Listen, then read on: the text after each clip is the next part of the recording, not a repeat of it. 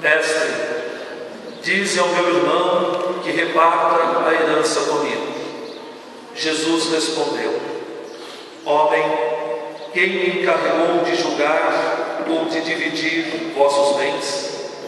E disse-lhes: Atenção, tomai cuidado contra todo tipo de ganância, porque mesmo que alguém tenha muitas coisas, a vida de um homem não consiste na abundância de bens.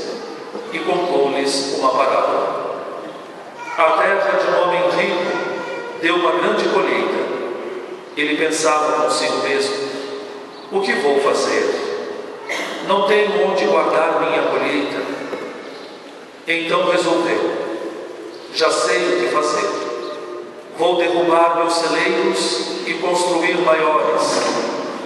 Neles vou guardar todo o meu trigo, junto com os meus bens. Então poderei dizer a mim mesmo: meu caro, tu tens uma boa reserva para muitos anos. Descansa, come, bebe, aproveita. Mas Deus lhe disse: louco, ainda nesta noite pedirão de volta a tua vida. E para quem ficará o que tu acumulaste?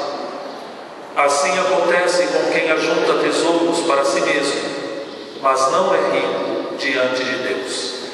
Palavra da salvação.